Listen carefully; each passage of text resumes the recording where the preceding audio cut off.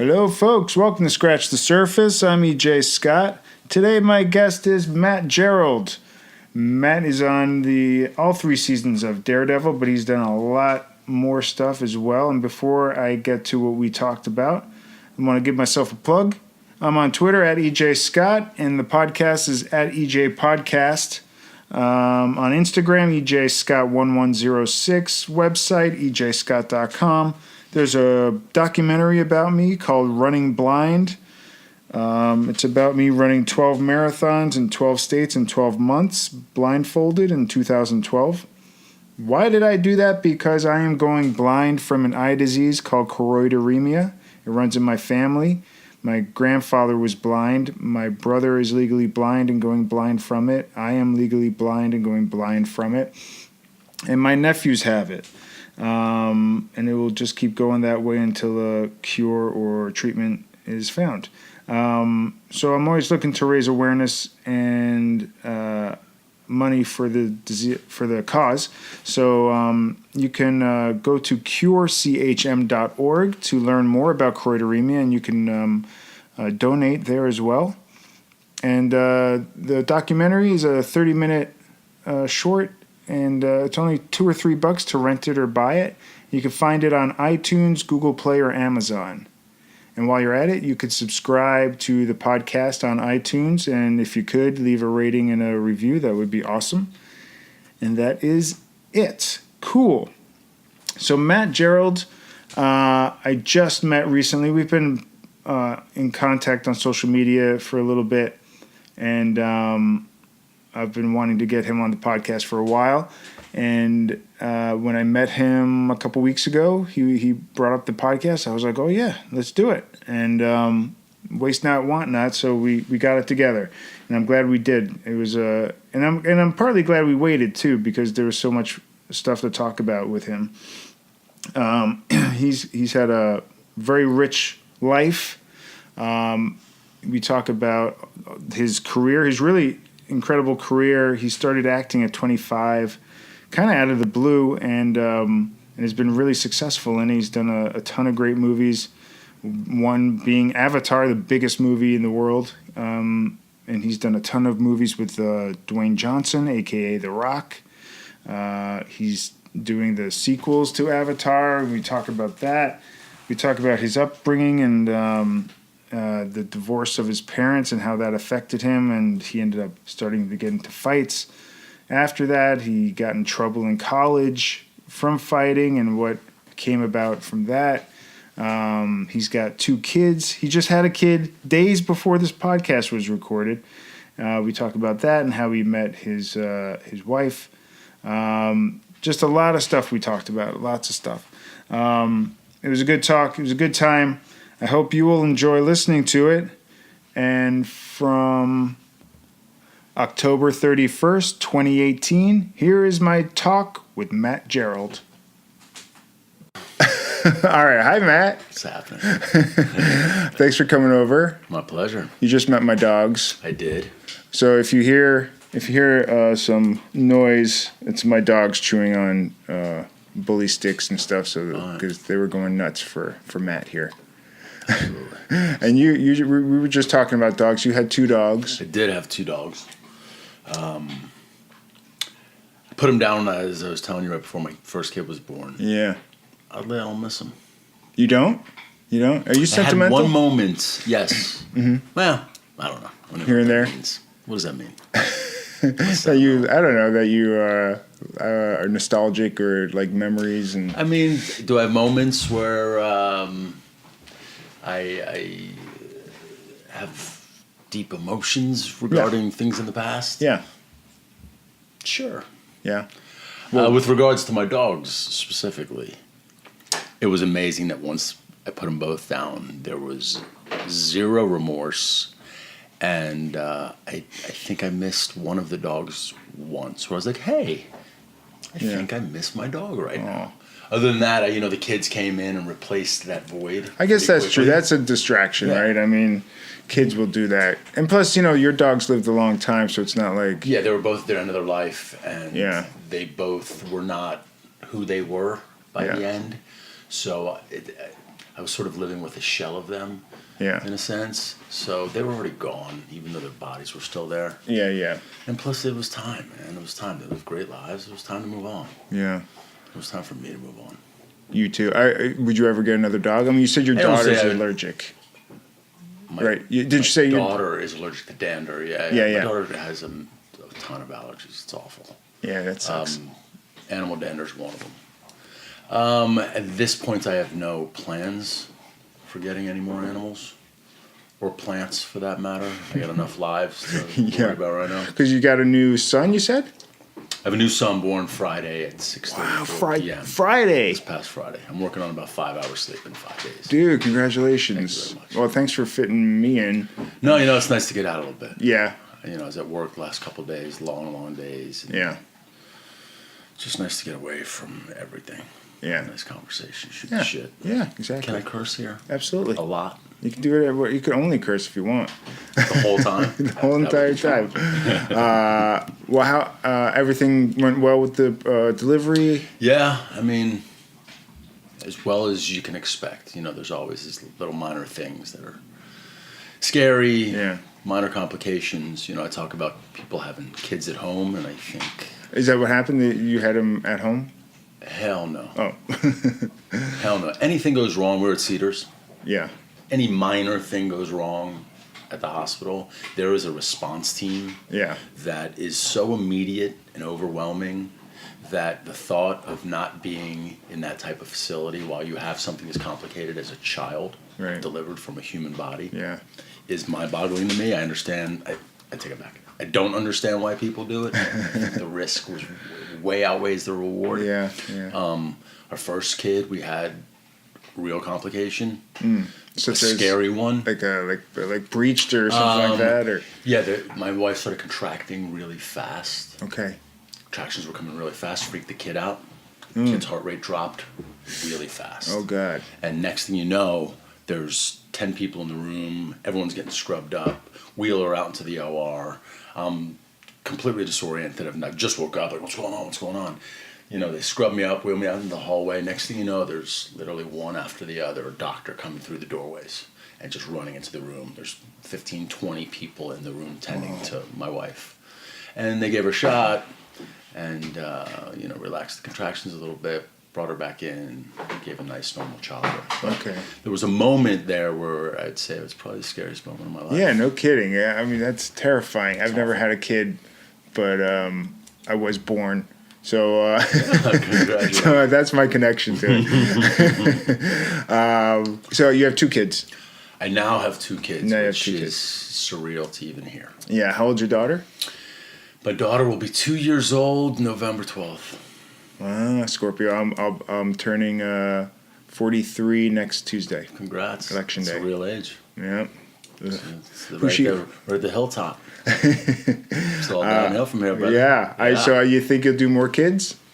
Do you want a big family or no, two's no, good? No. It's either 2 or like 9. Okay. You know what I mean? So 7 to go. Yeah. And when I say that, my wife, Freaks out. She has contractions. She's not even pregnant she anymore. immediately starts having contractions and goes into some sort of labor. And a bunch of doctors run in. All of a sudden, there's doctors coming from everywhere. No, it's either the nice small family or the full litter of 13 kids running around on a massive property in Northern California somewhere. What, are you from a big family? No, not at all. Where do you? I grew up in Miami. Miami. You were born. One older sister. One older sister. Okay, just Yeah. small group. It was a small, normal family. Yeah. What'd your parents do? My father had an importing business. He imported small appliances, specifically compact refrigerators. You probably had one in your dorm if you Probably. went to college. Definitely. Gerald refrigerators. Oh yeah, Gerald. Yeah. Does that No, I come don't on. know. Close book, I love it. It might have. I don't remember. No, they were big in the college world. Yeah, I'm sure. And I went to college in Florida, Where? Sarasota, Ringling School of Art and Design. Dude, I spent so much time in Sarasota as a kid. I was a tennis player really young. And there were a lot of tennis tournaments in Sarasota. Yeah. And I was out there a lot, spending a lot of time. Key Colony. Mm-hmm. Key Colony or the Colony? I don't know. Anyway, Sarasota's a beautiful place. Yeah, it was really beautiful. Yeah. Not How'd you much end to up do, huh? How'd you end up there? I wanted to be an artist, and they had a good program. And Painter, artist. illustrator. I wanted to draw comics. Oh wow. And then I spent a lot of time in Florida because my parents always had a house there. My grandparents were there. And you grew up where? Long Island, New York. In Long Island. What town? Melville. I don't know why I ask that question every time I do. Somebody gives me a town I've never heard of, and I go, oh. Do you know Huntington? Yeah. All right, so that's I know close to this that. only because I went to camp in the Poconos with a bunch of Jewish kids from Long Island. Sure. And then I went to school in Philly with another bunch of kids from Long Island. Yep. But I don't really know shit about Long Island. You're fine. You're okay. It's nothing to miss. I got in my first car accident in Miami. Did you? Yeah. Did you get was assaulted excited. afterward? Well, it was my fault, really. I stupidly cut off a guy to pull into a gas station, and he hit me. And he was like an old man, and I felt terrible about it. Sure. And so that was my memory of Miami. All right. Miami's, in general, a more fun town than just getting In car accidents? Yeah. What do you do in Miami? What's it like growing up in Miami? It's the greatest place. Really? I mean, I don't know about now, so I won't speak for now, but when I grew up in Miami, it was heaven on earth. Beaches, at the beach all the time, sports, grass fields everywhere you look. I played every sport you can think of. Partying, I mean, from like the age of 12 on, you're going to teen discos and going to clubs and nightlife and beautiful girls everywhere. And then, Miami sort of grew up at the same time I was growing up in the 80s. So it's sort of a fascinating place. Miami Beach was sort of gentrifying and turning over from old Jews and Cubans and retired people to young models and nightclub impresarios and chefs. And that came way later. Oh, okay, yeah. Miami Beach, I left Miami in 1997. I was living on Miami Beach after college from like 92 to 97. I was working the door at a nightclub. I was working at an investment firm trading municipal bonds, and Miami was just like all surfer kids and local Miami kids and like the most beautiful models from all over the world. Sure. And for a highly testosterone-driven 23-year-old kid, it was Awesome. awesome. You're getting sentimental now. Now, a little bit. Are those emotions I'm feeling? Yeah. Like, I miss that. No, I miss it, but it's not those, places you grew up, they're not those places anymore. That place in that time is gone. Yeah. It'll never be the same. I can't even recommend Miami now. Really? Yeah. I go there and I guess not everyone, what do I know? I guess it might be normal to go back to the place you grew up in, especially 20 years later, and go, oh, this is not like the place I grew up in. But the population's changed so much. Especially Miami Beach has changed so much. It's become so commercialized. And it was just such a special, unique, young, developing place. There were no big coffee chains. There was everything was sort of mom and pop. Right. It was just awesome, dude. Yeah. I would come home from work every day. I was living on an apartment right on the water, right across from the port of Miami where all the cruise ships are, right outside my window. Me and my roommate were part of a boat club. We would come home 5:30, get on the boat, wakeboard for the next 2 hours as the sun was coming in. We did that daily, and then go out that night like every single night, partying. It was amazing. Are your parents still there? No, my dad passed about 17 years ago, and my mom moved to Vegas with her husband of like 20 years now. Oh, wow, okay. So I'm sorry about your dad. How did he pass? My dad had a very rare form of dementia. Oh, shit. Apparently the same one that Robin Williams was diagnosed with. What's the name of that? I forget the name of it. Lewy bodies dementia, LBD. Right. It's a nasty, nasty disease. Yeah. Did you see him? I guess you saw him. I did. It was, he went from 0 to 60 in like 6 years, where first we thought he was just depressed, and that we sent that guy in so many different appointments with so many different types of doctors where he was poked and prodded and examined up and down, figured out what the hell was wrong with him, and his mind just kept deteriorating. And my dad was a large intellect. He had a massive brain with unbelievable recall, a real student of the world and history, and to watch him lose his most cherished faculty was difficult. It's a scary disease, man. I can see, in hindsight, I understand why Robin Williams might have taken the road he did. Sure. What age did your dad pass? 69, young man. Yeah, young. So in the 60s, it Yeah. all happened. I don't know much about that disease. Is that hereditary at all? Is that something to worry about? I don't think we as a people know much about that disease still. Apparently, there's some hereditary component, but I'm not sure, really. Did your dad have siblings? He had a sister, did not die of the same complications. Mm-hmm. Okay. Wow, that's so scary. I'm sorry to hear that. So your parents divorced? That's a long time ago. Yeah, my parents divorced when I was 16. Okay. And then your mom and dad always stayed in Miami? They divorced and stayed there? They divorced and both remarried, I think, within like 3 years. Wow, Both, they were ready to move on. You know how it goes. They were probably ready 5 to 8 years prior to the final split. But they both remarried and stayed in Miami for a long time. And then, my mom moved to Vegas because her husband has, grandkids there.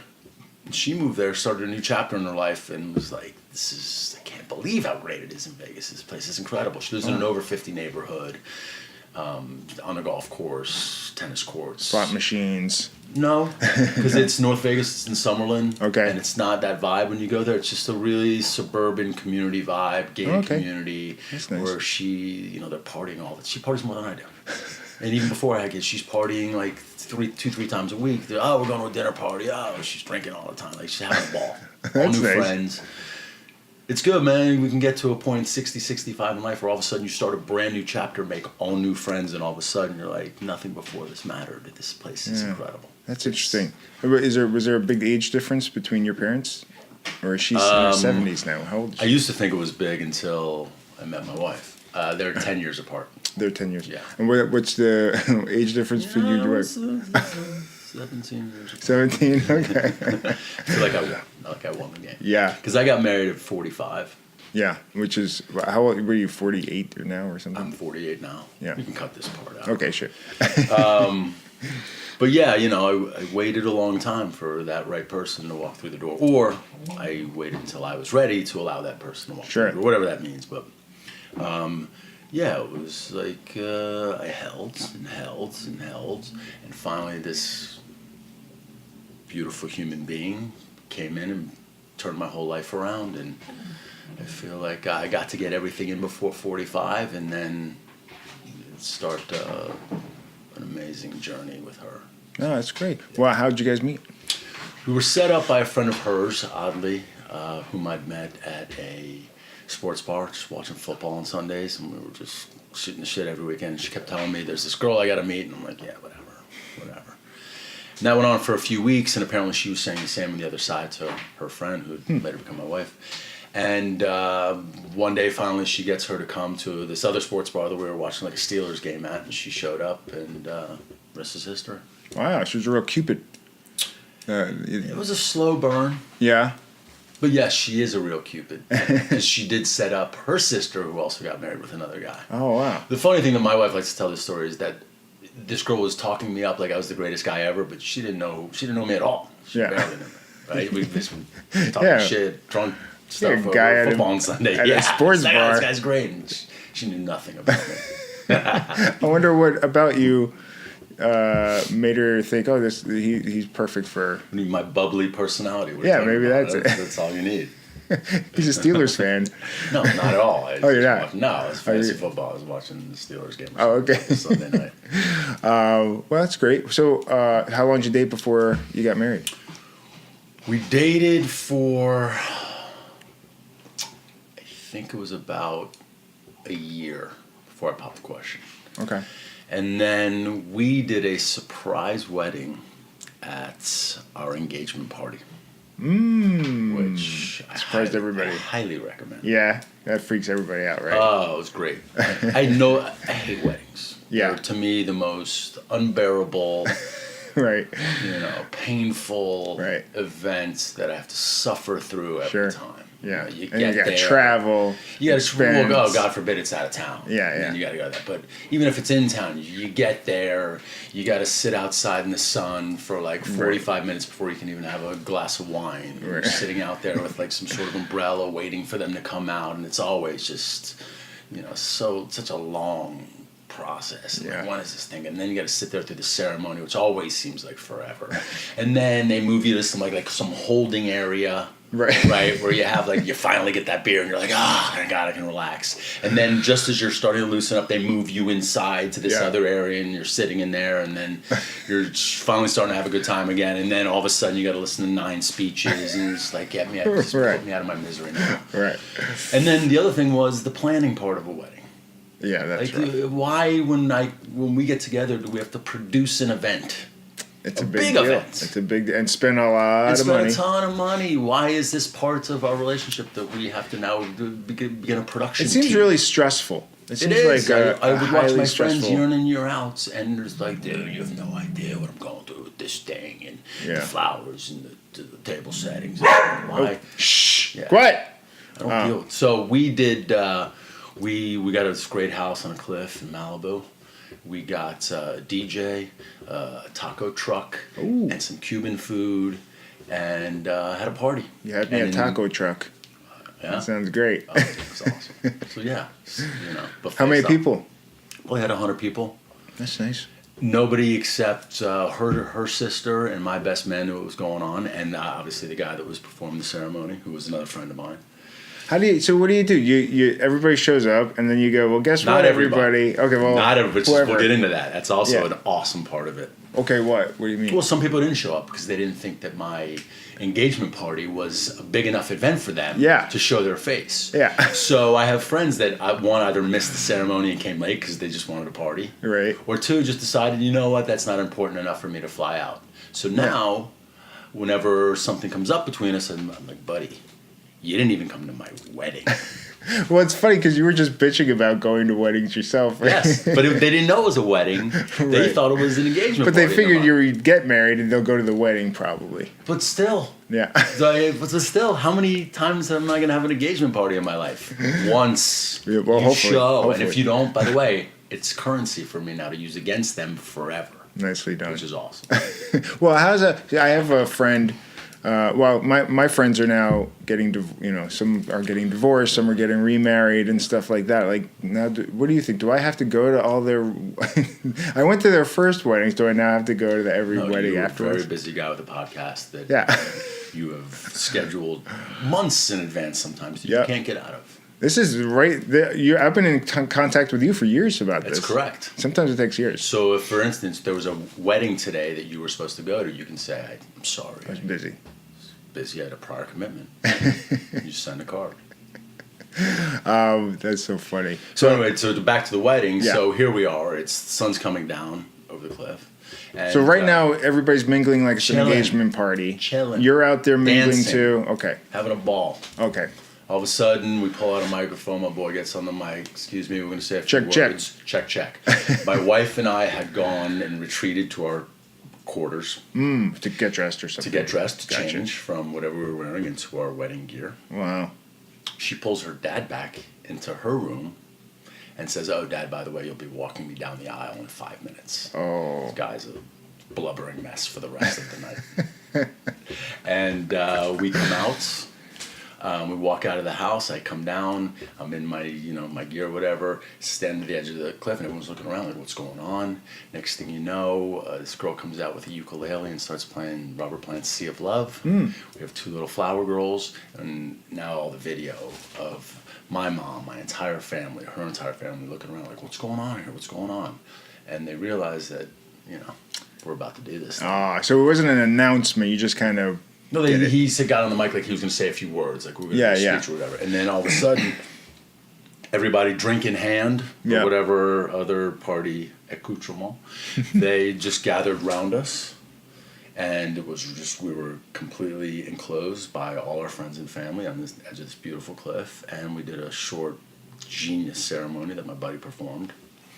And when it was over, they turned right back around, drink in hand, and resumed the party. Nice. And that's it. That's pretty sweet. It was awesome. That's pretty awesome. And then, like 5-6 couples stayed with us at the house that night, partied through the nights, woke up the next morning, watched football, had catered breakfast. It was awesome. That's great. It was awesome. Good Congratulations. Thank you. Congratulations. That's how it should be done. Really should.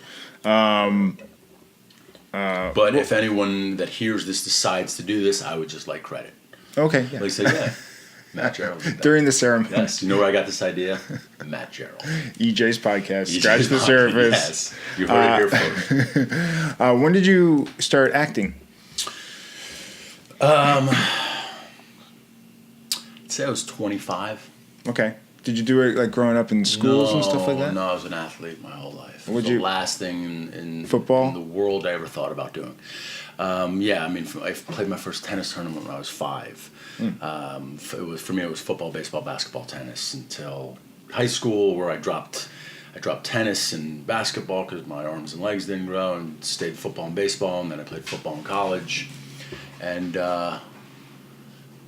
acting was the furthest thing from my mind. You know, Yeah. people say, "Oh, you're living the dream." I'm like, "What dream are you talking about? It was never my dream.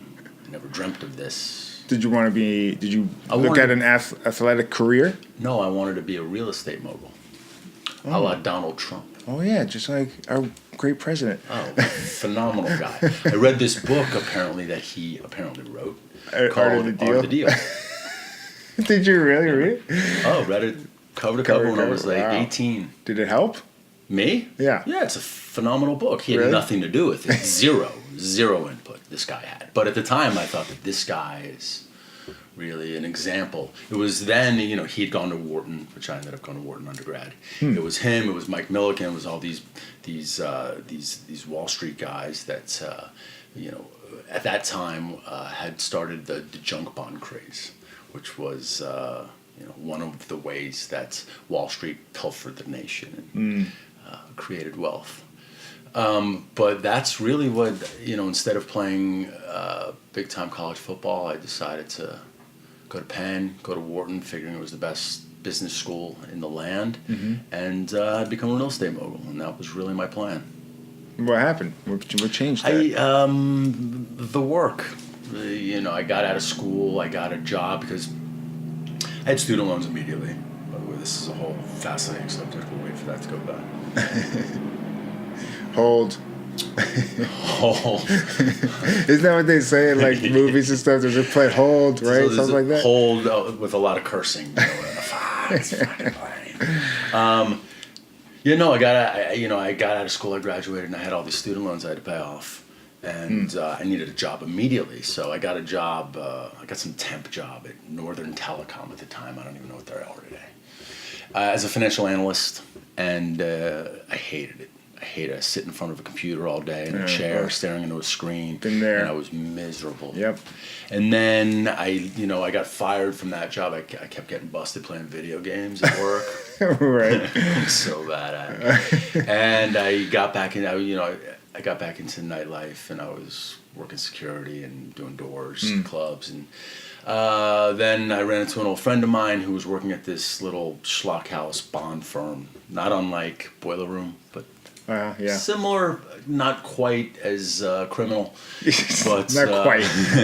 there was some minor criminality involved. Sure. But it was we made a lot of money. It was definitely when I was 23, 24. I was probably doing decent 6-figure money at the time. But still, I didn't feel like I was in the right place. I didn't feel like I was doing what I was supposed to be doing in life, because money was the only really real goal at the end of the day. It was the only thing I was working towards, and that wasn't satisfying to me. Yeah. And then a good buddy of mine, actually my best friend, had left New York, where he worked for a music company, and moved out to LA, and he started working for this producer named Scott Rudin. Oh yeah, big guy, Yeah. big producer. Big producer. And, I would talk to him daily. He's like, this guy's fucking killing me. He'd call me at like 3 a.m. This guy's running him all over town. And he just sort of would drop tidbits about, what the life was like in LA. And so I went out to visit him. I'm like, LA's great, And then about 2 years goes by, and he started a production company and produced his first movie, and it goes to Sundance, and then I go out to Sundance to go see him and support him in his first movie, and I just met the most fascinating, interesting, talented people. Yeah. And, you know, I looked around at some of the actors that were there, and I was like, you know what? I think I could do this. Yeah. Wow. You know, that guy can do it. If that guy can do it. Fuck that guy. If he can do it. Yeah. What's that guy got that I don't have? Honestly. So I decided to take some acting classes in Miami, and I did at the University of Miami, sort of offshoot. There was a class I took. Oh, I skipped the whole part. There was this girl I was really there it goes. into. And she was an actor. Yeah, she was an actor on Miami Beach, and she was doing a play. And she asked me if I wanted to help stagehand. And the play ran for like 3 weeks or whatever, and I helped them out doing, you know, anything I could do for them. And I was really digging it. When was this? This was probably 96. Were you? How old were you? A teenager? No, I was 26. You were 20. Oh, okay. After all that. Okay. 26. So where was this theater in Miami? I'm on the beach. Okay. Yeah. And I was like, this is a really cool world. It's just super fun, and I kind of dig this. Were you a movie guy? Did you watch TV movies and stuff? Loved TV movies growing up. But, you know, actors in high school were just, they weren't really held in high regard. At least not in my high school. Sure, you know? no. This is South Florida, dude. It's all about sports and football and being a tough guy. And, Friday Night Lights. yeah.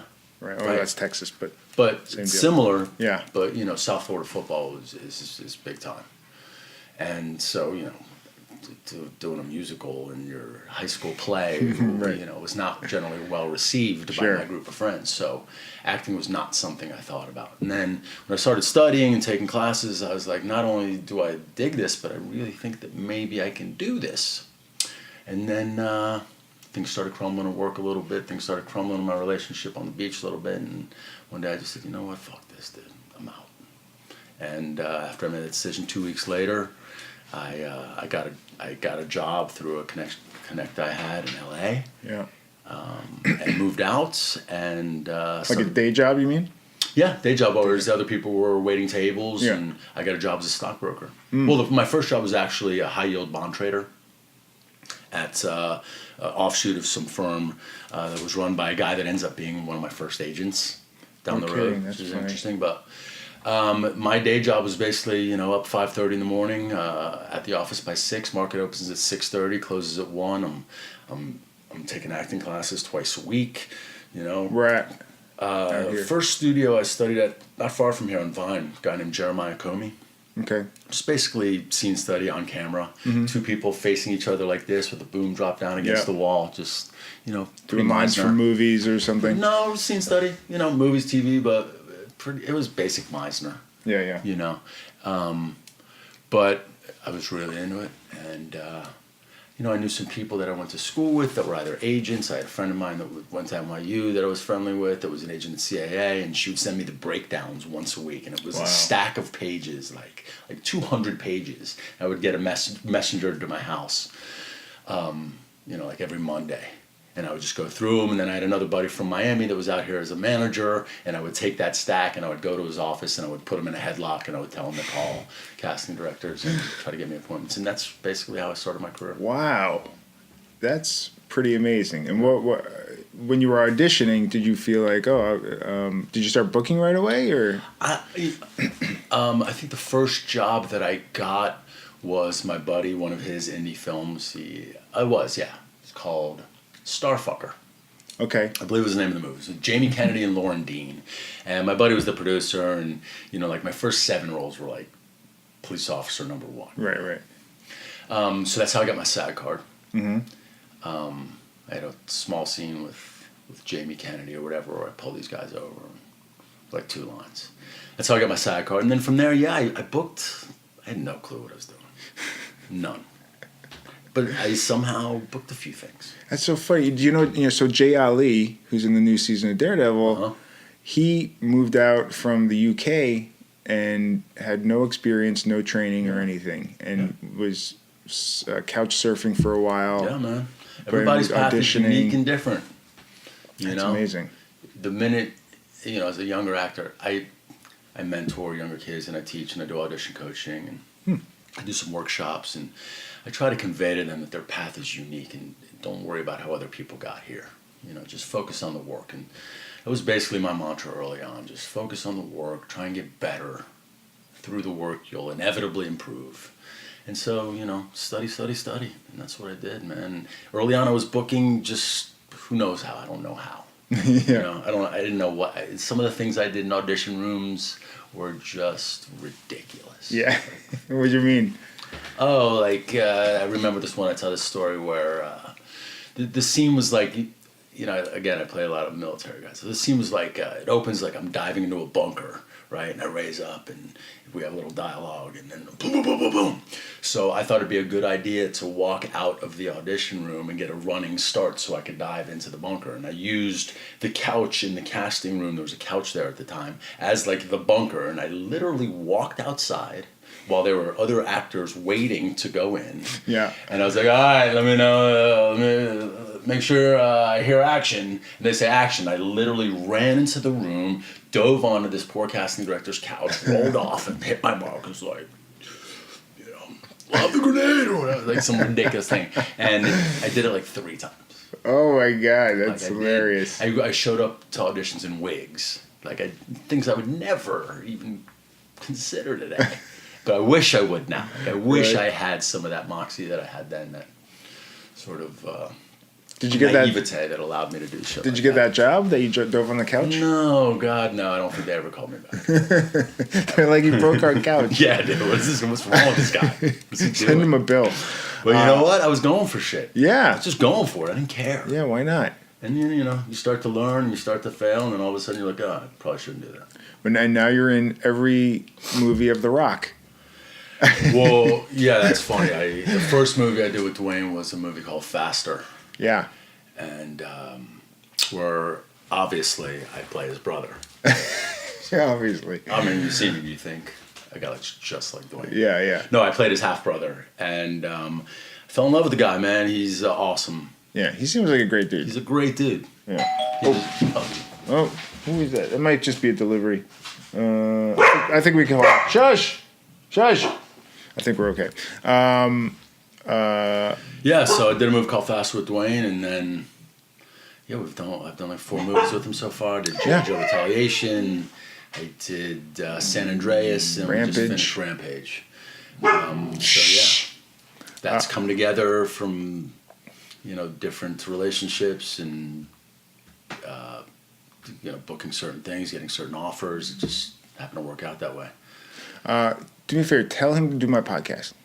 Oh yeah, he's That'd definitely be great. down. That'd be awesome. Oh, right here, yeah. Thank you so much. Yeah. Done deal. You got my word. But one of your first parts was on Magnolia, the movie Magnolia. By Paul Thomas Anderson. Correct. It's an epic drama. Correct. It's a really good movie. It's a great movie. Yeah, it's a great movie. He's a great director, and what a cast. Sitting home. Yeah. Unemployed. Yep. Pretty sure at the time. I get a call from my buddy Clark Gregg. Oh, he's your buddy. He's Agent Coulson. Mr. Coulson is a very dear friend. I met him at that Sundance Film Festival that I went to in '95. He said, if that fucking guy can do it, I can do it. That fucking guy is a hugely talented. Yeah, really I love Clark Gregg. I got to meet him amazing. for 2 seconds once. Clark's great, really good friend. And so I get a phone call from Clark. He says, Matt, what are you doing? I'm like, nothing. Literally. He's like, you want to be in a movie? I'm like, yeah. Yeah. He's like, well, they're looking for a cop. I don't know what happened with casting, but they need a cop, and I recommended you. And Paul was like, great, bring him in. And I think I showed up the next day and worked 10 days on Magnolia. Oh, awesome. Yeah. Was Clark in that movie? Yeah. He was. Okay, I remember. I haven't seen it in so long. Yeah. Yeah, I give Clark the credit for really being one of the great inspirations for me as an actor. His work ethic, the guy's tireless. He's a writer. I started writing after 3 or 4 years out here. It's just another way to break into the business. and he put me in a couple plays that he was doing. He was doing some stuff, some stage readings with the Atlantic Theater Group that he brought me in on. I mean, the guy really helped me out a lot, and he's really been a great inspiration for me. So I always remind him how important he was to my journey as an actor. Well, I that's like nice. to remind him of that. I've heard great things about him and his wife, Jennifer I Grey. was there the day they met. Really? I was. How's that? Did you hook them up? We were, no, not at all. I mean, I'm sure I didn't hurt things because Jennifer and I also hit it off. She's an amazing person. We were at some party in Malibu, and there we were sitting out on the beach, and they were talking shit, and next thing you know, they got married. They're just right there. Just right there. They surprised everybody. Surprise wedding. Yeah. Well, what's Paul Thomas Anderson like as a director? Like, how does he set the set? You know, I was such a different person then. I was just so I was so overwhelmed by the largesse of it. Is that the right word? Sure. He was dating that singer girl at the time. Whitney Houston. Yes, he was dating Aretha Franklin. Aretha Franklin. No, Or like Amy Mann or something like that. Who's he dating? This girl sings Criminal. Oh, it's Fiona Apple. Fiona Apple at the time. Really, besides... Right, because he did like her video or something. He directed a video of hers or something. I don't know how they got together. But all I remember, not all I remember, but one of the great memories is between takes, him and Fiona Apple chain smoking cigarettes on some like fire escape outside a set.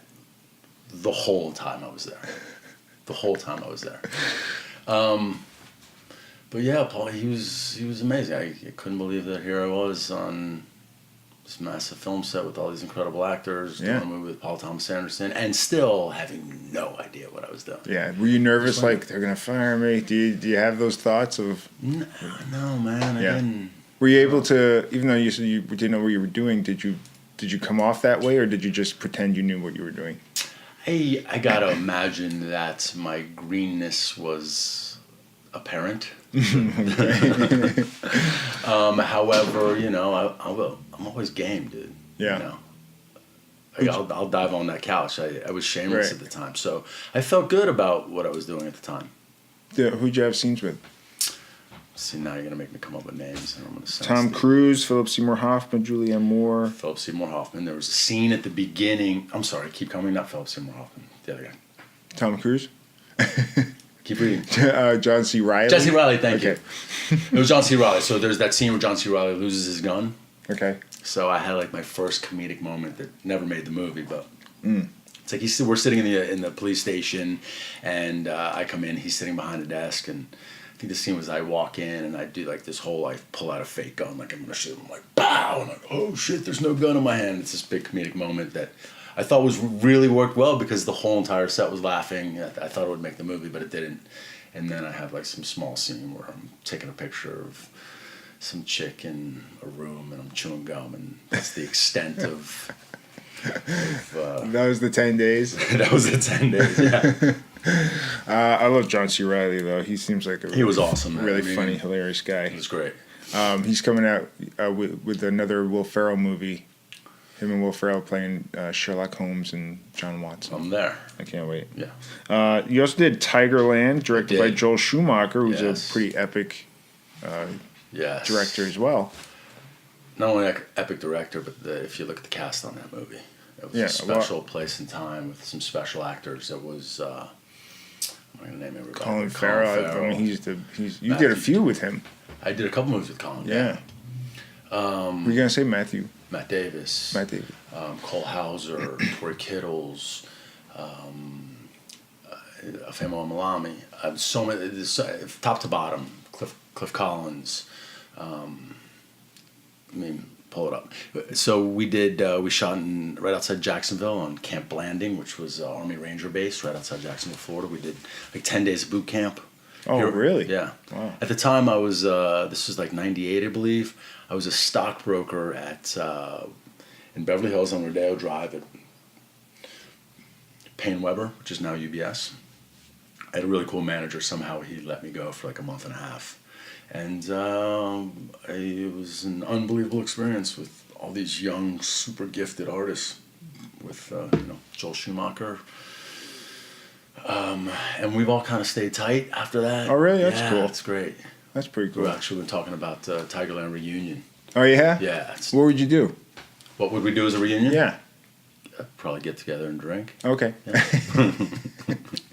Just go through boot camp again or No, something? no. What was Joel Schumacher like as a director? Do you remember? Yeah, I remember pass. There's a pass on that one. Okay. Yeah, I do not have. Let's just move on. All right, moving on. Yeah. Moving on. He ruined Batman. Okay, that's all I need to know. Colin Farrell was in SWAT, right? Yeah. And you did SWAT with Jeremy Renner, LL Cool J, Sam Jackson, Michelle Rodriguez, another great. I mean, you're really working with great people right out of the gate. I've been really fortunate. When I look back at some of the actors and directors I've been fortunate enough to work It's crazy. It's I wrote down like 3 mind-boggling. pages of And what you've been up to. Hopkins, I mean, Yeah. Bruce Willis, Sylvester Stallone. I mean, and also growing up on some of these guys, some of these icons for me, and then all of a sudden being, across from them in a scene is And acting with them. surreal. Yeah. Did you pinch yourself sometimes still? Or are you used to it now? Honestly, they become so human to me the minute we meet. All of that goes away for me. Yeah. Yeah, I don't. That's kind of too bad. Not really. Maybe. I don't know. People Yeah. don't impress me that much. Yeah, fuck them. Really? Fuck people. They're just fucking people Yeah. with a particular talent. And that's one small portion of who they are, and then the entirety of them is just some dude. Is there anybody that you would meet that you haven't met yet, maybe that you would go, oh shit, if I met that person, that's different. Like maybe a rock guy or something like that. Nobody at all. I'd like to say yes, there'd be somebody I'm dying to meet, but I don't really. Yeah, not really. Okay. No. But there have been people that have lived up to my expectations of them as humans. Yeah. Like Tony Hopkins is one of the greatest people you can ever Really? be fortunate enough to spend time around. There were people that just being around them, I was so enriched. I felt so much better as a result. I felt so much smarter and evolved just being around them and soaking up what it is they do. So there's that, just in terms of craft, and but as just human beings, I'm not that easily impressed. I'd say. What happens on a set when somebody's kind of A douche. yeah? I'm a non-confrontational guy unless I'm confronted. Yeah. So I'm not easily moved by people and their antics. I've been on sets with certain people who have acted up in certain ways that are unacceptable as far as I'm concerned, and probably unconscionable and unprofessional. Yeah. But I don't let it affect me. I don't take it personally. It's just that guy being a douche. Yeah, that's I was. And by the way, there's a list of names I could rattle off to you. I'm sure of there is. people that you go, wow, that guy's like that. And I'm like, yeah, that guy. All right, go ahead. Huge fucking. Go ahead. No, I wouldn't say that. But there's plenty of them. I'm sure there is. That bums me out though. That the people like that get work and there's some guys that are mid-level that are like that. There's some guys that are huge that are like that. They were douchebags to begin with, and they're still douchebags. Yeah. And then some of them, it's weird, man. You go to work and people are waiting on you hand and foot all the time, and you're picked up and dropped off, and you're moved from place to place, and they're catering to your every whim. And some people start to believe that this is how life should be. And, I've seen the other side. I come from the business world, and where nobody cares. Yeah. People don't care about how you perform at work. So, I always felt, and still do, weird about people catering to me hand and foot. I always felt that was odd. I look around sets and I'm like, so many of these guys are working so much harder than me all day, every day. And yet here I am with 2 or 3 assistants making sure that my coffee's perfect and my water's perfect and everything's right for me. So I'm happy. Yeah. I don't get off on that shit. Yeah. Well, what'd your family and friends think when you started acting? Because it must have come out of nowhere. Oh, my poor dad. Oh, my poor dad. Yeah. I mean, it's the last, 5 words that a parent wants to hear is, I think I want to be an actor. Yeah. That's the last my parents wanted to hear. Yeah, I mean, it crushed him because he, Yeah. you know, he really supported my. Yeah, your college, right? Yeah, And stuff. well, yeah. You know, here I am at a great Ivy League school, at the Wharton School. I get a finance degree, and you know, I'm going to be set. I'm going to have a really successful, lucrative business, and he's going to be a proud dad. And then I say, you know what, Dad, fuck this. I'm hating it. I'm going to go be an actor, which you know he has. There was no way for him to relate to me anymore on that level, right? It's not part of his lexicon. It's not part of his background. He would not know how to talk to me about it, or there's no input he would give to me. He couldn't father me or mentor me anymore on that level, I imagine. So I imagine it was tough for him on that level. You know, you see your kid growing up and you're like, he's going to be this thing, and then one day they're like, that thing that I was going to be, fuck that. Yeah. Yeah, I've done that. So it was tough on him, and our relationship was already strained, so I don't imagine that it helped things between us. My mom's been supportive of everything I've ever done. She still doesn't think, I don't think she gets how difficult it is to be at the level that I'm at in this business. Yeah. I don't think she appreciates really all the work that it's taken me to get to where I am, which is, you know, nowhere great. You know, but no, it's impressive though. Like to just decide at 25, oh, I'm going to try it. Yeah. And then well, impressive's one word for it, right? I think so. And but you get like you said, the people you've worked with and the scale of these movies. You've been in some of the biggest movies of all time. I've been in the biggest movie of all time. Yeah. Yeah. Yeah. I mean, I don't know. I feel like other people are more impressed by that than I am. Yeah. I think it's cool. I got action figures or whatever. It's cool. But I did that 10 years ago, and here we are, right? I don't know. Where do you want to be? Where do you see yourself? Do you see yourself as Dwayne in leading your own? No. Something like that? No. No, I don't have. Well, Dwayne's a really special dude. He has a motor that is perplexing. You know, I don't understand what drives that guy to get up every single morning at 2:30 and work as hard as he does to get to wherever it is he wants to go or thinks he's going with that. I don't have those kinds of goals. My goals are to work regularly, preferably with intelligent, fascinating, talented people Who aren't douches. who aren't douchey, but you know, those douches make for the best stories, right? If everyone's awesome, But all the time. you won't tell me. You won't We'll give you names. specifics or stuff.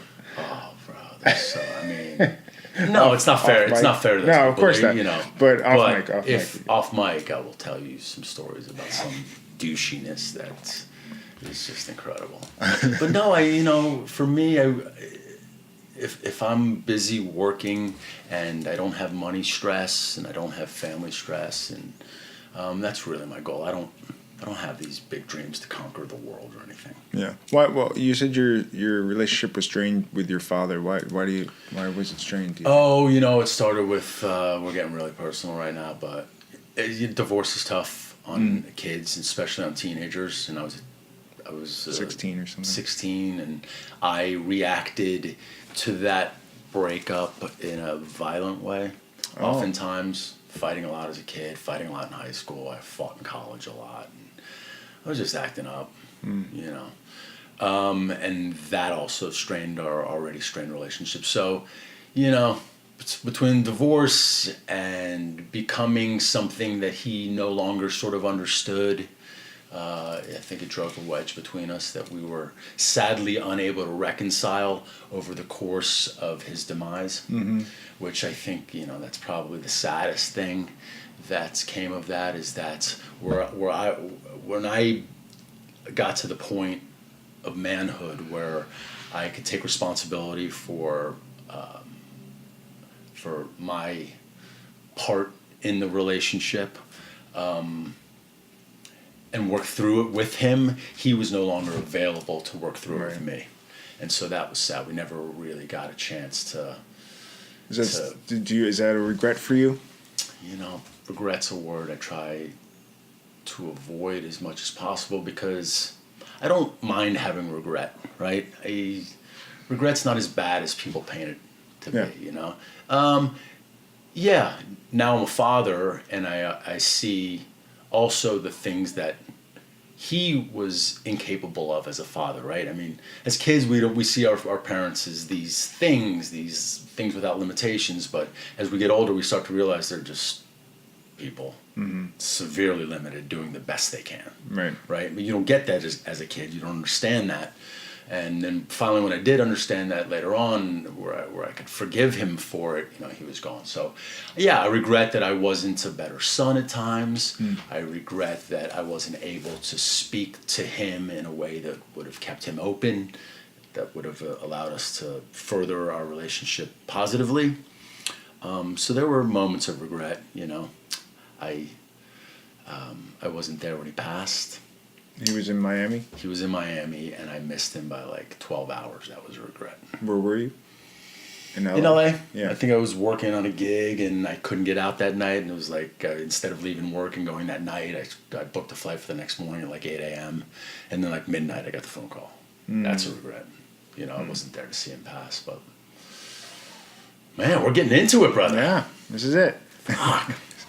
You okay? Did you ever do therapy? You ever go to therapy or anything? I did, man. I started therapy at a really young age with my father. I was suspended from college in my sophomore year. Because grades and stuff? Fighting. Oh, fighting. Yeah. Okay. I got in a really bad fight. Sort of the stuff of folklore almost at this point. I got in a really big fight right in the center of campus. Literally, there's a cobblestone street that runs through the center of the University of Pennsylvania campus called Locust Walk. And I got in a really big fight right on the steps of the Wharton School of Business, where I hurt the dude really bad. Oh, really? Yeah. He started the fight, let's be clear. He started the fight. He came after me. I happened to defend myself, and as I told the police officers, I defended myself really well. Why did he come after you? What'd you do? So I was in a fraternity, and I brought all of my Miami mentality to the University of Pennsylvania. And I started throwing big parties at my frat house.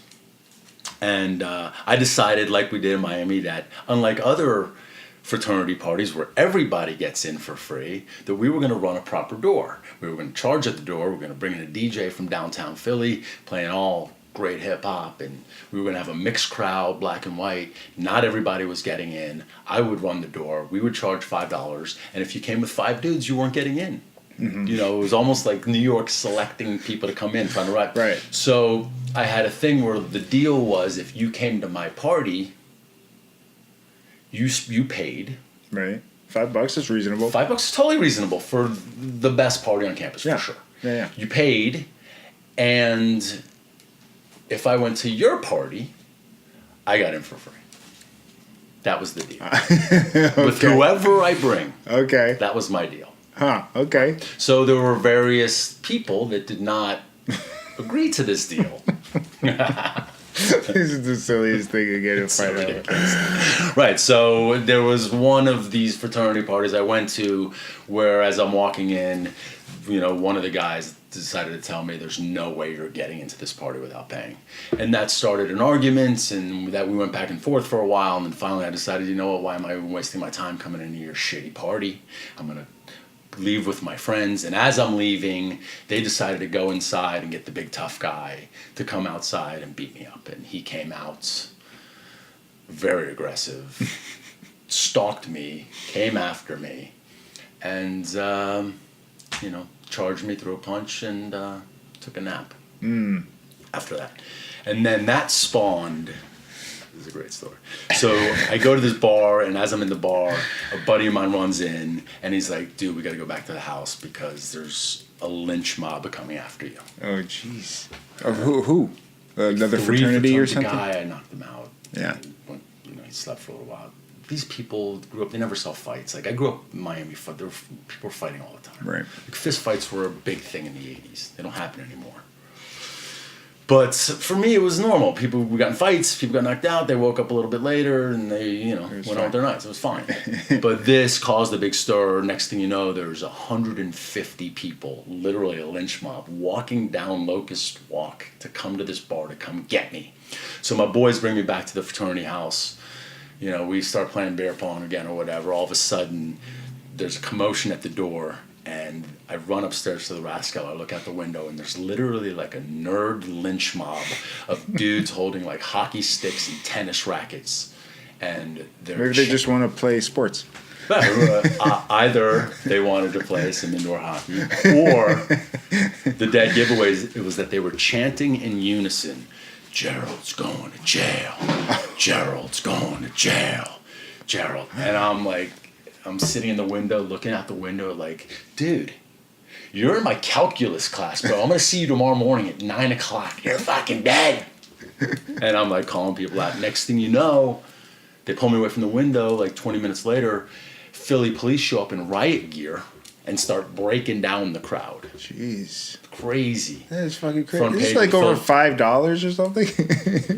Essentially, basically, right? It's the principle. DJ, it's the principle. So, like 6 people got arrested. It makes the cover of the Philadelphia Inquirer. Jesus. That night I go down. I always think get in front of these things, right? So I go down to the police station. I let them know what happened. I got in an argument. They brought this dude out to beat me up. I defend myself rather well, I might add. Right. And it starts this riot.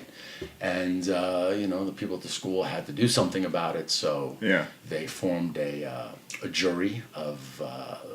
3 professors, 2 grad students or whatever. My dad flew up from Miami for this round of hearings that we had. Oh my God. With the Judicial Inquiry Office of the University of Pennsylvania. And this went on for like a week where whoever was prosecuting the case was bringing in every person that I had gotten in a fight with since I came to school to recount the story of our interaction. Oh, and my poor dad had to sit there and just... How many people did they bring in that you got in fights with? More than a couple.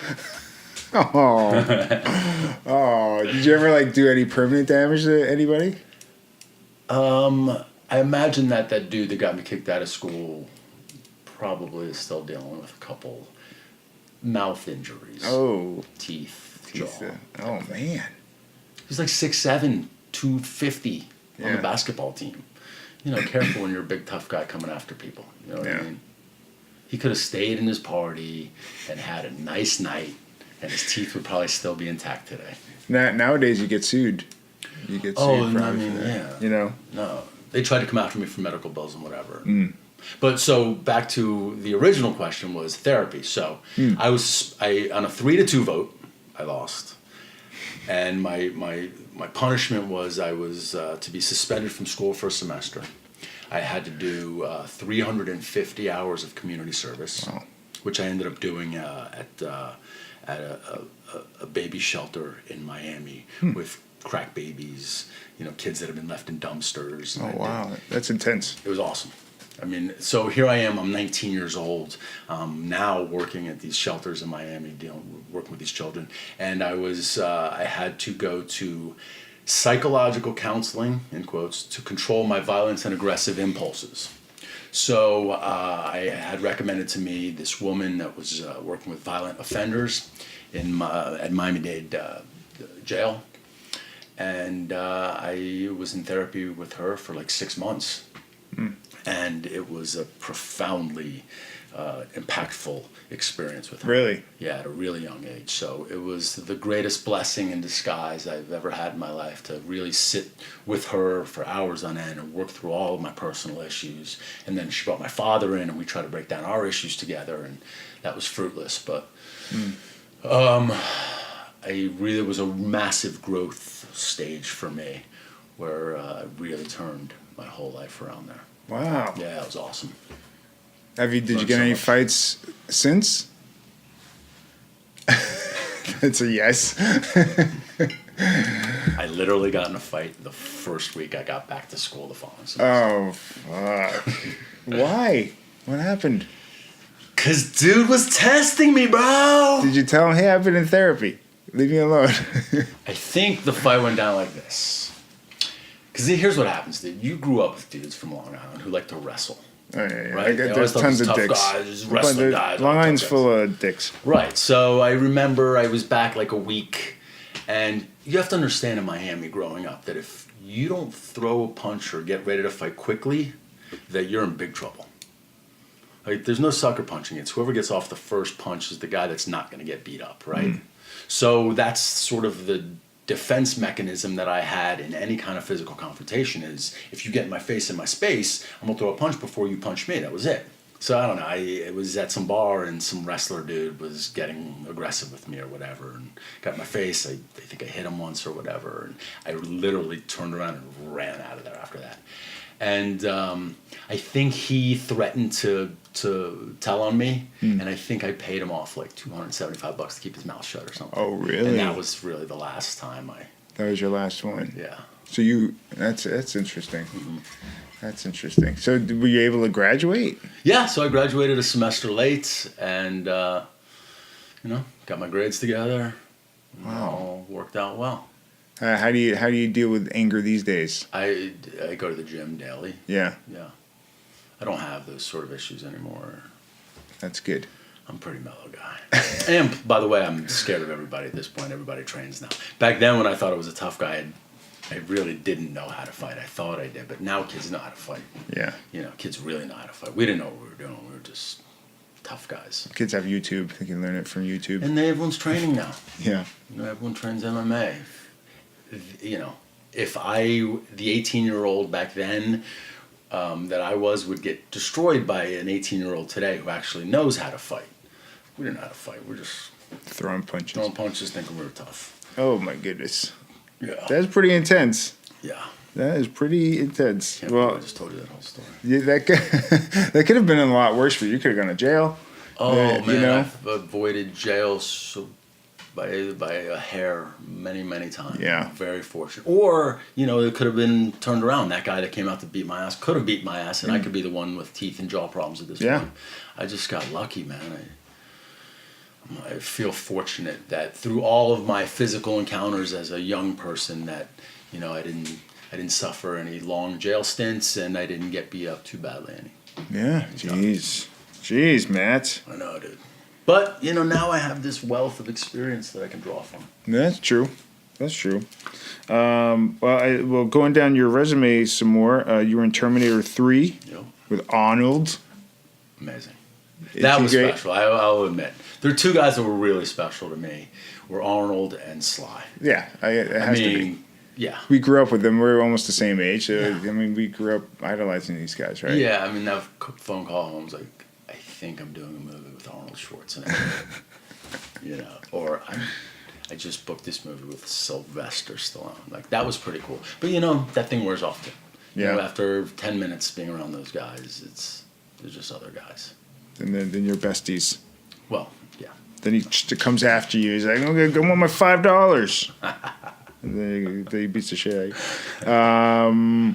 So what was it like working with Arnold? I've only heard good things about Arnold, as long as you're not married to him.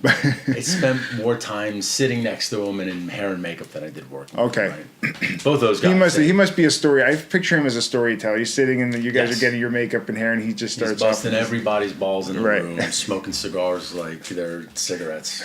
Both of them, him and Sly. These guys smoke a lot of cigars, and they're both super funny and. I just sat there and soaked it up, man. These guys were great. Because that was Escape Plan that you were in. Yeah, I spent some one-on-one time with Sly, which was awesome also. Super cool guy. Really funny, also smoking cigars nonstop. Yeah. That was dreamy. And SWAT, Sam Jackson. Sam Jackson seems like the coolest guy, right? Did you do any scenes with him? I did. Sam and Q-Tip. I'm sorry. Sam and Ice Cube. Ice Cube. Q-Tip's Tribe Called Quest. Yeah. Ice Cube, yes. He's acted, though. Both rappers. Cube and Sam Jackson. Sam Jackson was awesome. Here's what I remember about the two of them. Ready? I'll tell this story. Difference between these two guys, right? On set in base camp, they both had trailers. In front of Sam Jackson's trailer, he had like a picnic table where he would sit outside at his picnic table as everybody would come by, and he'd be hey, what's up, man? Hey, what's up? Talking to everybody, super personable. Yeah. Cube had like a tarp. Yeah. Like I can see that. around, like he had like 3 trailers set up and a tarp around it so you couldn't get near the guy. Yeah. Right? And a full entourage, you know. So that was sort of the first time I was like, oh, people are really different. Well, Sam Jackson, you can tell that even just by Sam Jackson is always smiling. Whenever I see him on an interview, he's smiling. Yeah. And Ice Cube is like always like annoyed to be wherever he is. I mean, right? Who knows what kind of security threats that guy faces? Right? Yeah. I mean, I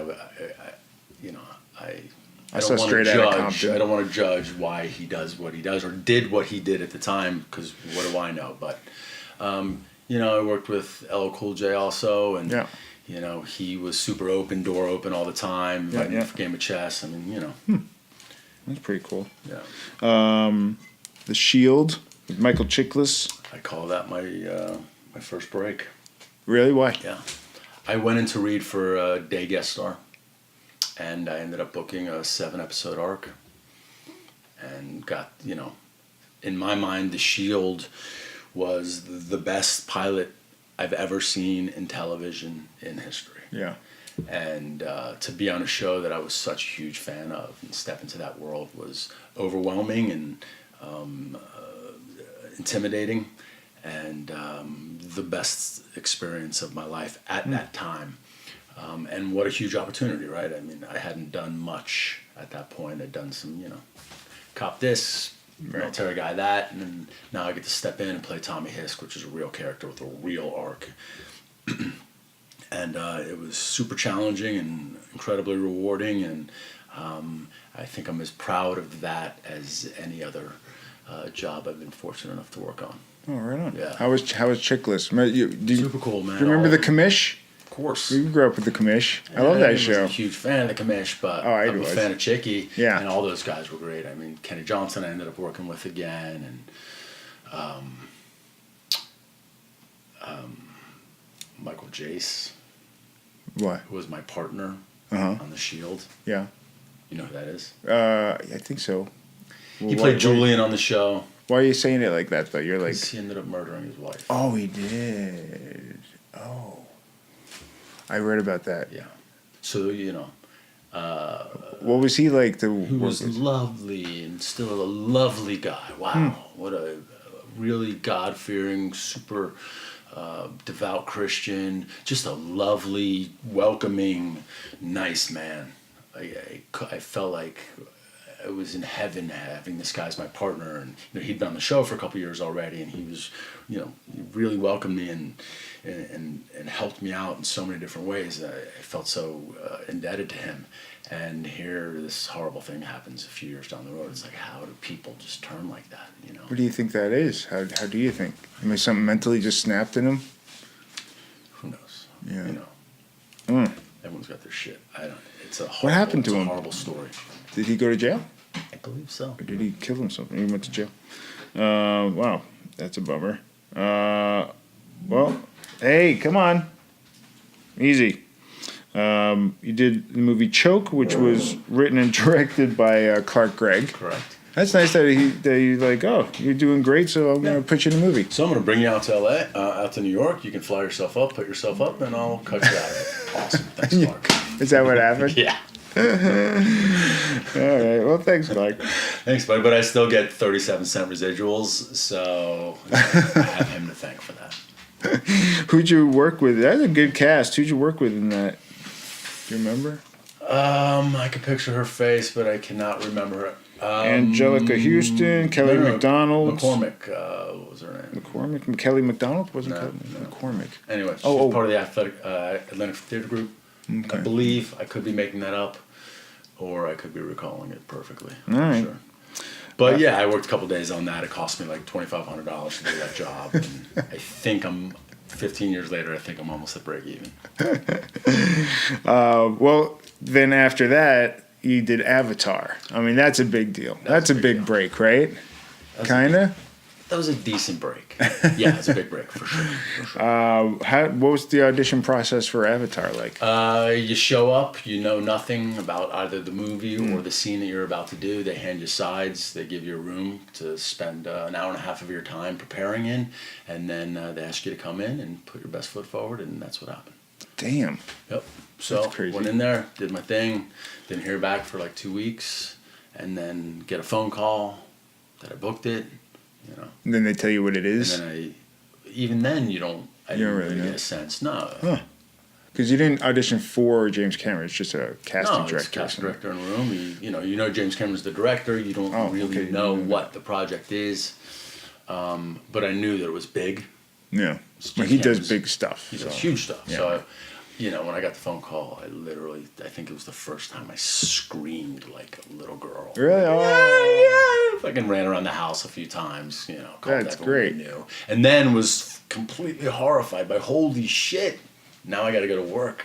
Like, that was the real feeling. It wasn't, like, at first it was elation and then it was dread. Like, wow, I got to go show up for this guy. Yeah. I got to bring it. I got to bring it. And it shot in L.A.? Where'd that one shoot? The motion capture performance shot in L.A. We did all the live action stuff in New Zealand, in Wellington. Oh, in New Zealand. So I had been slated to go do like 3 weeks in New Zealand to shoot my stuff, and ended up being there for almost 6 months. Oh my God. Yeah. That's crazy. It's incredible. New Zealand's beautiful. New Zealand is one of the most underappreciated places on Earth. Yeah. You were North Island or South Island? We were the tip of the North Island in Wellington. Okay. In Wellington, yeah. The southern tip of the North Island. Near like Weta. And, right by Weta Digital. So, yeah. So we shot, again, just some big airplane hangar type studio. Did Weta work on Avatar? Yeah. Okay. Yeah. That makes sense. Yeah. Wow, that's so crazy. So what is Cameron like as a director? He's the best. Yeah. He really, I just can't, I've been working the last couple of days with him. The man is so profoundly brilliant. He's such a scientist, and at the same time, he's such a childlike storyteller who is so impassioned and excited about the work that we're doing. It's infectious. He's so giving as a director and so open, and he really wants to discover things on the day, and he's so particular about what he needs to get, and it requires such a great amount of focus and energy that it's just, the whole thing is so massively rewarding. Every day I leave set, I just feel great about how lucky I am to be working with not only him but so many just hugely intelligent people at every level and every department of this project. It's definitely special. Who'd you become friends with from the set, like Sam or Zoe? Stephen Lang. I spent a lot of time. Stephen Lang. Yeah. I met Stephen. My girlfriend did a movie with him. We ended up going to Rome together to do like a film festival for this tiny movie. But we got to know Stephen a little bit. He was a great guy. Yes, that one was special for me because when I was in high school, Stephen Lang was in a movie called Band of the Hand, which shot in Miami. I think it was a Michael Mann film. Okay, really early, cheesy 80s, But a good buddy of mine that was an actor in the same theater group that my sister was in growing up was on the movie, and we were like, dude, you're doing a movie, like a Hollywood movie. It's the coolest thing ever. And we ended up watching the movie, and it was shot in Miami, so we were all, as Miamians, we were so proud of this movie. And Stephen Lang was like one of the leads of the movie, and then here I am, in New Zealand on Avatar, smoking cigarettes in my trailer his trailer with Steve Lang, just talking shop for days on end. That was special. So, I've been able to spend a lot of time with him and soak up everything that I possibly can. But, I spent a lot of time on the first movie with Giovanni Ribisi and Dilip Rao. Spent a little time with Sam. Spent a lot of time with Michelle, Joel David Moore. A little bit of time with Sigourney, who's one of the most lovely people you'll ever meet in your life. I mean, the whole cast was brilliant. And, that will always go down as one of the most rewarding experiences that I probably cherish for the rest of my life. And then there's a big payoff there because it became the biggest movie of all time. Yeah, it's crazy. That's pretty cool.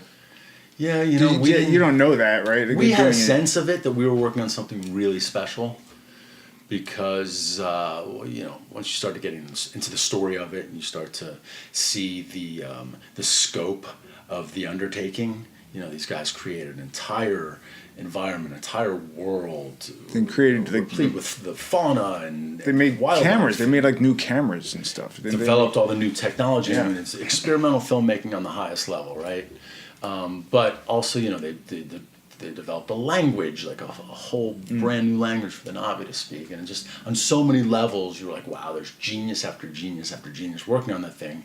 And being around it, you're like, we're working on something special, and everyone else, you know, from the outside looking in, you know, there were a lot of naysayers and people who were questioning whether or not this thing would be a success. And the movie doesn't open big, right? It sort of had this sort of long, slow build. Where I think it opened like 35. I don't remember. Biggest movie. No, you don't remember it's open because it wasn't blowing them away right out of the bat.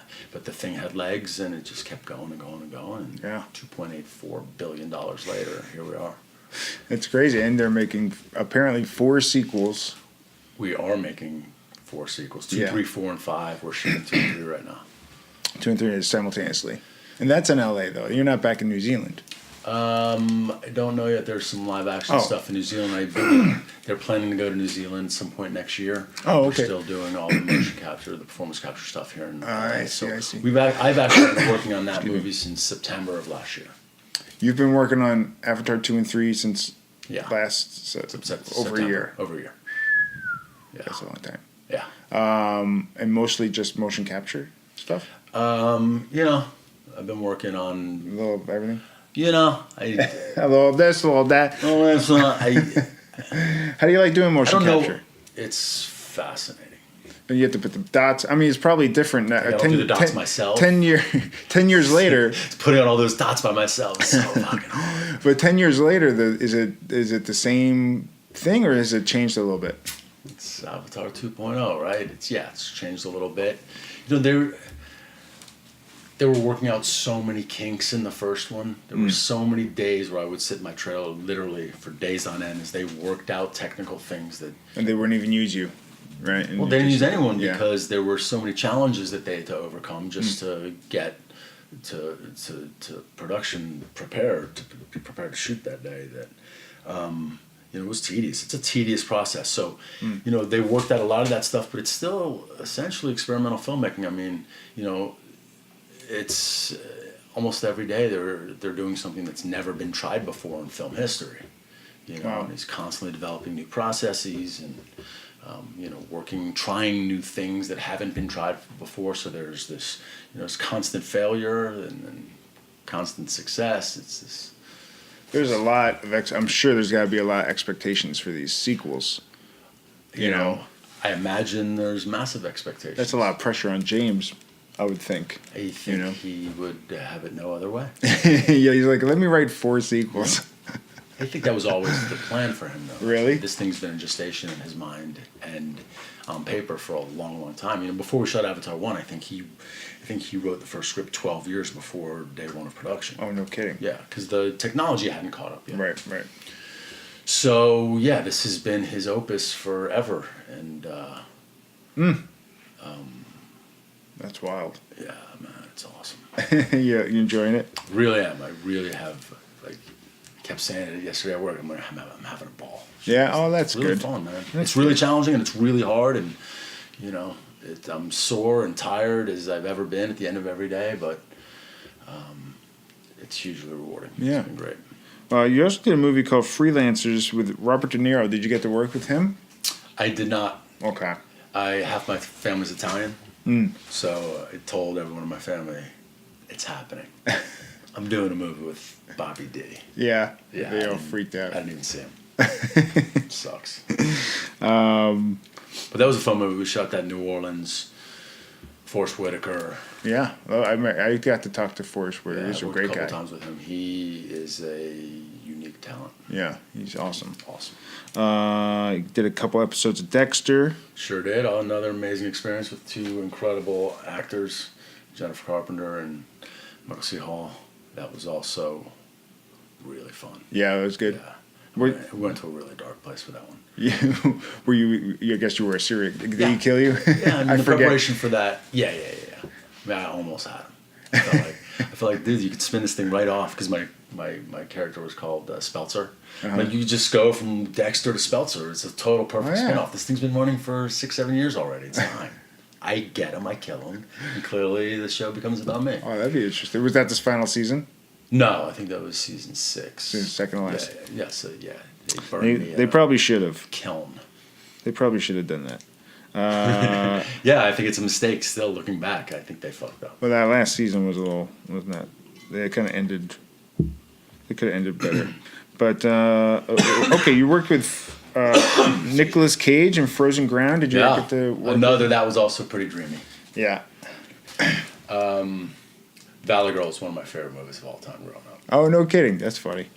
So to work with Nick, he also is such an impressive movie mind. Just to be around him and watch his process and just soak up whatever I can was just so valuable to me. Yeah. I really enjoyed him. You stay in touch? No, I don't even think we had a single conversation. Oh, right. Okay. But just to be on set and around him and watching him work was huge for me. San Andreas with The Rock and Carla Gugino, who you've worked with a couple times, Yeah, right? Carla's a good friend of mine. love Her her. husband, Sebastian Gutierrez, is the writer-director. I did one of my first movies was Judas Kiss, where if you want to look that up, you will see one of the worst performances of all time. All right, I'll check An it out. actor doing like 2 lines. I always tell Sebastian, I'm so sorry that in my 2 lines I ruined the whole movie. So Is that the one where she plays like a porn star or something? Is that one? No, I guess not. No, because I think there was a spin-off. I don't even remember. Okay. Yeah, No yes worries. is the short answer. Oh, yes, okay. Because I think he did like a trilogy.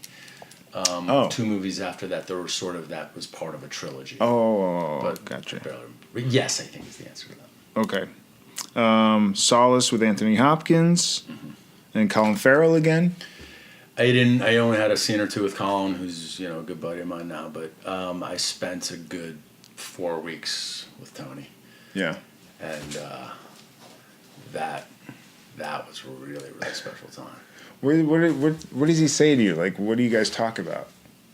Everything. What does he enjoy talking about? Does he have subjects that? It's like everything. We talked about everything. He's just another guy. We just shot the shit. Would he tell like old stories and stuff, like shooting sounds? Like I want to tell you stories, but I can't tell you stories Oh. without giving stuff away and simultaneously throwing people under the bus. Oh, okay. But I will say that this guy, there was a moment on day 1 where I sort of got into it a little bit with one of the other actors on the movie, where they were sort of crossing the line a little bit. An actor had stolen one of my improvs, let's say, and it became this weird thing. And Tony, on the day, jumped in my defense. And later that night, I'm sitting at dinner in Atlanta with like 12 people, and my phone rings. And I look at it, and I don't recognize the number, and I'm like, hello? It's Tony Hopkins. Excuse me, guys, it's Anthony Hopkins on the phone. I'll be right back.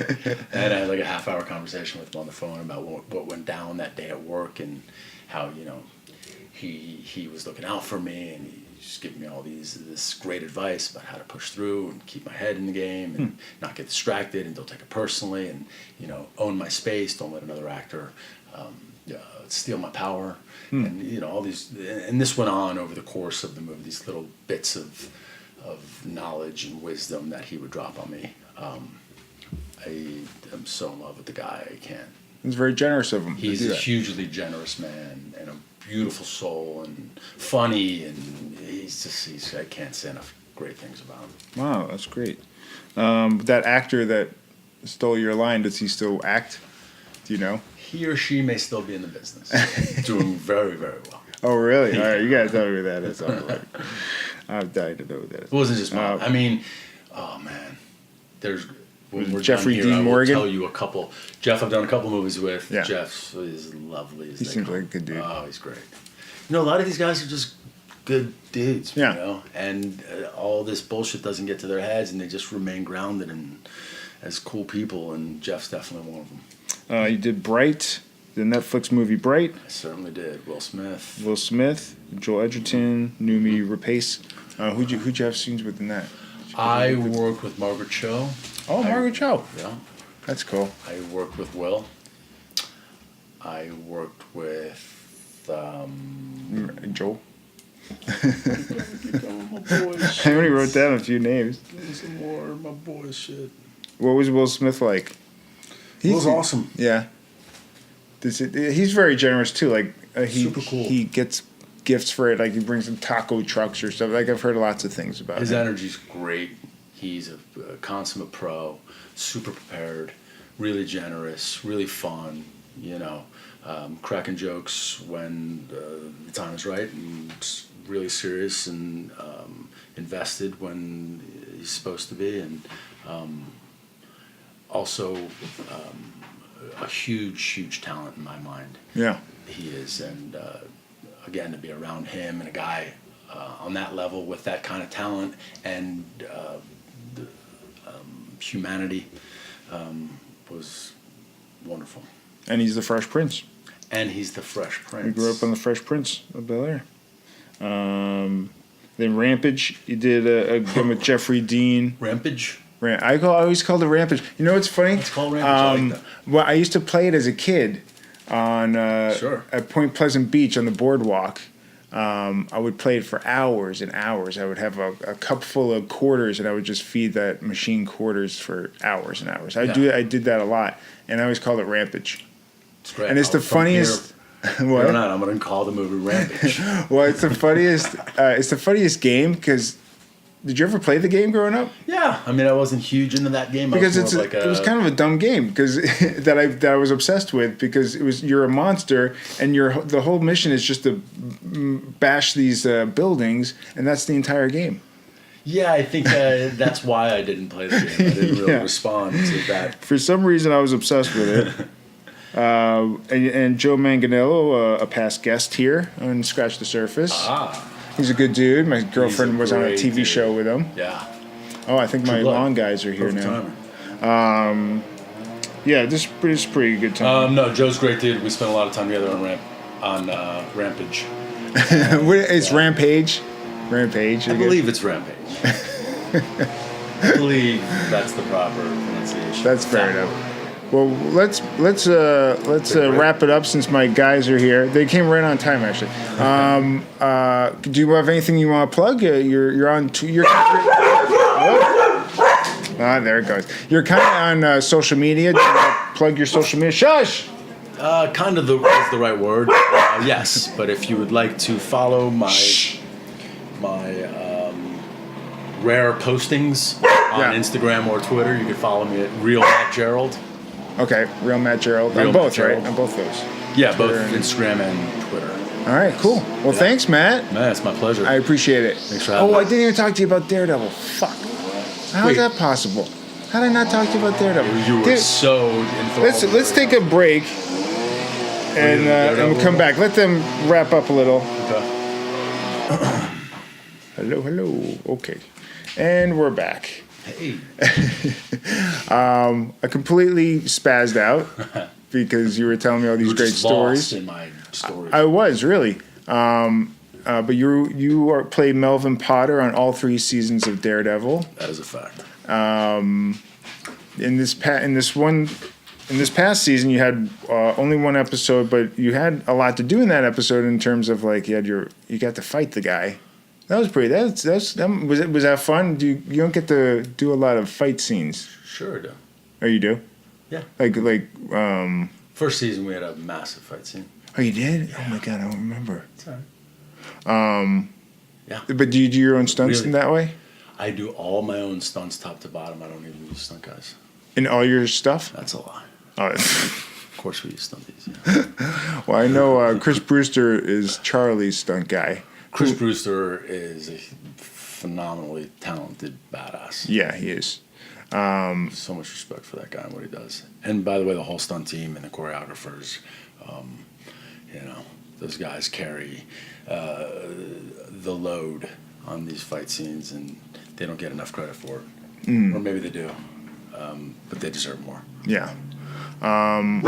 Hey, shh. But I try to be as big a part of all those scenes as possible, and I try to do as much of the stunt work as I can. Yeah. You know. How do you like playing Melvin? I love playing Melvin. Yeah. You know, I've been playing so many tough guys for so long. It's the rare opportunity for me to play somebody who's so multifaceted and sensitive, and who's a victim in so many levels, and he's just a complex, fascinating character to me. And to be given the opportunity to portray him is I'm really I don't know, I just feel lucky, and it's been a profound experience for me. You'd like to do more with him, though, right? Yeah, I mean, that was the whole idea going in, that we would explore the entirety of the Melvin and Gladiator characters. Yeah. So hopefully we get there. Hopefully there's a season 4. Hopefully Gladiator will make his appearance. You know, we've been teasing him and playing at him for a while, and I hate to speculate too much as to where this story is going, but I would like to think that we start to pay off some of these Easter eggs that have been set up along the way. Yeah, for sure. Did you have to audition for that? I did not. You did not? That's nice. Good straight offer. That's pretty cool. Yeah, it's pretty cool. Yeah. Especially because he's such a challenging character, and then to show up on the day and have nobody know exactly what's going to happen. I mean, day one on that show was really interesting. Yeah, nobody knew what I was going to bring, or what was going to happen, including myself. Yeah. So it was a big discovery for all of us, and I'm glad it's worked out the way it has so far, and it's been an honor to portray him, and I hope that I'm not letting down the fans of not only Daredevil but Marvel in general with my portrayal of this guy. Yeah. No, I think you're doing a phenomenal job. Appreciate that. And I would like to see more. Thanks. Of Melvin, and I saw on your Instagram that you put up a picture of you with Sir Ben Kingsley. Were you in Iron Man 3? No, I did a short that I believe was on. Oh, the Marvel one shot. Is that what it was? One shot called All Hail the King, right? Gotcha. I'm one of I don't know. There's like 6 of us that have portrayed multiple characters in the Marvel universe. So I played a guy. I think his name was White Power Dave. White Power Dave. Yeah. WPD. Yeah. So that was fun. Ben Kingsley, another legend. Legend to be able to work with, and that was gratifying and intimidating. And I bet. All those things was amazing. He's Gandhi. He's beyond Gandhi. Yes. Beyond Gandhi. Yeah, that's a good name of a movie. Beyond Gandhi. He's Ben Kingsley, man. So he's Sexy Beast. Oh yeah, Sexy Beast. That's a great movie. That's awesome. Well, hey, thank you so much. I'm glad I just wanted to talk about Daredevil a little bit. I got to see you at Eric Olson, the showrunner, got kind of put together our own rap party type thing. I still don't know what that was, but it was fun. At a Lucky Strike bowling alley here. So I got to see you. Finally meet you. Yeah, and talk to you and stuff. Did you bowl that night? I did not. I got a strike. Did you? A strike. Look at you, Thank brother. you. Congrats. But thank you so much for being here. Let's do your plugs again, because the other ones were being barked over. And you can follow me at Real Matt Gerald, either on Twitter or Instagram, or both. Do you think you'll be more? You'll do more on those platforms in the future? Or maybe you sprinkle in here and there. I don't. don't like to delve too much into my personal life. Although Sure. I think I've told you everything about myself here in this podcast. But for the most part, I'm not as likely to give too much of the magician behind the curtain away. Sure. I think actors do that all too often. I think that we give away a lot when we give the audience a real sense of who we are. It doesn't allow them to see all the characters we play, as unique as they might be. Yeah. They start to get a sense of you. So I'm sort of old school in that regard. Yeah. And I'm much more concerned with acting and creating content and being a part of content than I am celebrity. Gotcha. So. And the actor you forgot the name of earlier Ike from Barinholtz, Bright my is boy, Ike, man. What Ike a phenomenal Barinholtz, talent. Yes. a recent guest here on Scratch the Surface. Awesome. Sorry, Ike, buddy. I love you. Ike's a And good it dude. was, He just had absolute. he just had a baby too. Did he? Like not too long ago, I think. Congrats, my That's brother. right. He's a great guy, and I had a ball working on Bright with him. He's a lot of fun. Yeah. He's a lot of fun. Yeah. Well, hey man, thank you so much, My pleasure.